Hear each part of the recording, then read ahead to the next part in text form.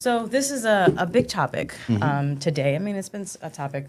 I've seen it on threads all weekend and then on Twitter or X and things like that. So I guess for those who are just tuning into this topic of Tylenol slash its ingredient acetaminophen, what is it? So Tylenol is a drug that's been around for many, many years that we use for pain and we use for fever. When we were looking at pregnant women, one of the things that we've always said was Tylenol was the safest of all those pain reliever and fever reducing medications when you compare it to aspirin and when you compare it to Motrin or ibuprofen. So for many years, it's been recommended as really the only pain reliever and fever reducer for pregnant women. It's been studied for many, many years in both pregnant women and non-pregnant women. And in August, there was a study that came out that looked at 46 different studies of the use of Tylenol in pregnant women and the effect on children, and specifically the effect on the fetus and the risk of neurodevelopmental outcomes like autism and ADHD. In 27 of those 46 studies, they showed an association, meaning if a pregnant woman took Tylenol, there was a higher chance that your child or your baby was going to develop autism or ADHD. Now, the thing is, it's an association. It's not necessarily a cause and effect. And when you think about associations, you can think about it this way. In the summertime, a lot of people eat ice cream. The incidence of ice cream use goes up, and the incidence of drownings goes up. So it's an association, but ice cream use doesn't cause drownings. It's the heat.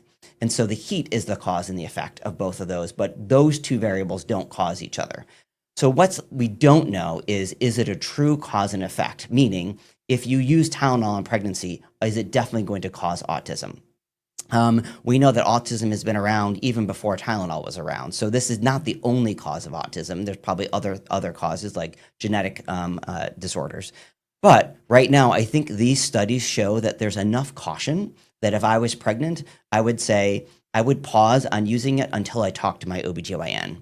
Okay. The reason I say I may still use it is because high fevers, ongoing pain can cause negative effects in the baby as well. That can increase risk of preterm birth and other problems. And so you want to make sure you weigh those risks and the benefits in the context of what's happening with your OBGYN. And if you decide you're going to use it, I would use it for the shortest time needed at the lowest dose that's effective. Gotcha. Okay. And that was a good explanation with the ice cream, summer, and drownings. Yep. Let's see. Are there any specific age groups or conditions that make children more vulnerable to these side effects of Tylenol? Really, it's the fetal brain that we're talking about. And one of Gotcha. the reasons why I think there's enough caution here is in animal studies, we have seen the effects of acetaminophen or Tylenol on the growing fetus. And so we know that Tylenol can cross the placental border. And what happens then is the blood levels in the fetus can reach about the same blood levels in the mom about an hour after she takes it. So we know that it's in the baby. Then we know that it can affect the brain, and as it's metabolized in the brain, it can actually cause toxic metabolites. So it can be toxic to the brain. The other thing, Tylenol can impact the endocrine system or your hormones. And hormones also, when they activate, can help develop the brain. And so if you're disrupting that, you can disrupt the normal brain development patterns. The other thing is Tylenol can impact the way that genes are expressed. And so as you are growing a baby inside, all those genes are giving you instructions on how to build your body. And if Tylenol can impact the way that genes are expressed, it can impact the instructions that your body is using to build your brain. And so because we've seen that in the animal models, we know that there is a potential effect in humans.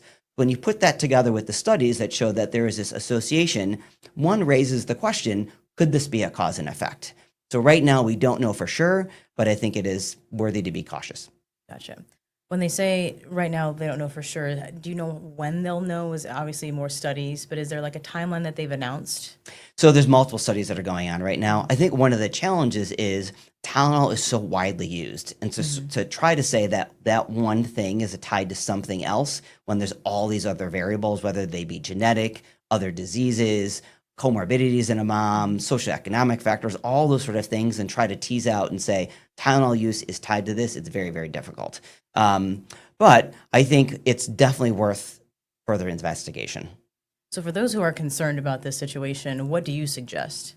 So I would say talk to your OBGYN. If you have pain that's not being controlled with non-medical treatments, non-medication treatments, or if you have a fever and an infection, definitely talk to your OBGYN.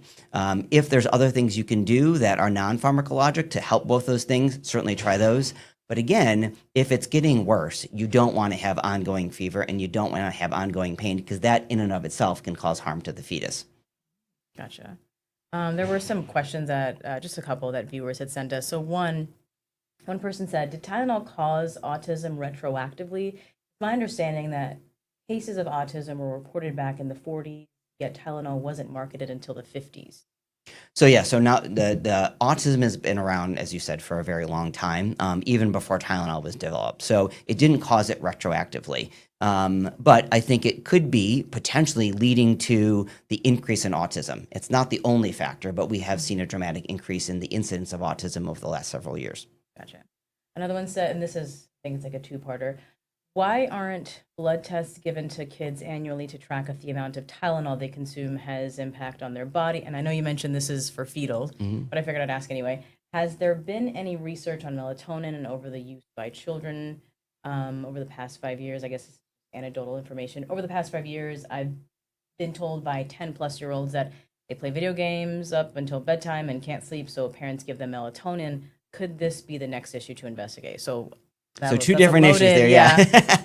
So Tylenol. So when Tylenol was studied, we look at how it's metabolized. It's metabolized in the liver. And then you could see on average how long it takes your body to sort of break it down and get rid of it. So it's hard to sort of measure Tylenol levels if you haven't taken it within the last day or so. And it's not something that accumulates in your body where you can say, we check a blood test and you have this level of Tylenol, therefore you've been exposed to this much over a long period of time. So that's really hard. The melatonin issue, that question I think speaks to sleep hygiene. And that is children and sleep are so important. Poor sleep is linked to poor school performance, increases in ADHD. And so good sleep hygiene is you turn off all screens at least 2 hours before bed. You have the same bedtime every day, including on the weekends, which I know is tough, especially when you have kids. And when it comes to melatonin can help, but you want to take that into context of talking to your doctor because it has to be used at the right time at the right dose. If it's used at the wrong time, either too early or too late, or meaning too close to bedtime, or if the dose is too high or too low, it can actually disrupt your sleep. It's really important that you do that. The other thing is melatonin is a supplement, and so it's not regulated like drugs. So when you go to the store and you buy something that's got melatonin and it says it's got a certain amount in it, you don't actually know it has that amount in it. Oh, wow. So you have to talk to your doctor and find the best sort of supplements, or the ones that are the most reputable. But before I jump to melatonin, I would move to sleep hygiene first. Turning off those screens is so important, at least 2 hours before bedtime. Fair enough. I feel like you covered it, but is there anything that you want to add maybe that I didn't ask for you to touch up on? I think, there's a lot of discussion around Tylenol and pregnancy and autism. And with science, we're always asking questions. We're getting some answers. And many times those answers, unfortunately, cause more questions. And so you want to look at as many studies as you can that looked at as many different people as you can to get a sense of which direction we think we're going in. Prior to this, there was a lot of studies that did not show an association between autism and Tylenol use in pregnancy. But this one, when you looked at 46 different studies and you found the studies that were the highest quality, meaning they were the most rigorous science and study, then I think now we know that there is some potential risk here. But as I said, there is risk to sometimes not using it and not decreasing that fever. So as in everything we say, each person is an individual. Mm-hmm. Each person's situation is different. And the best conversation is between you and your doctor to look at you as a whole person and all of your challenges and problems and situations and put that in the context of the risks and the benefits and all the different treatment options in front of you. And then have a conversation about what you think would work best for you. All right. Thank you so much.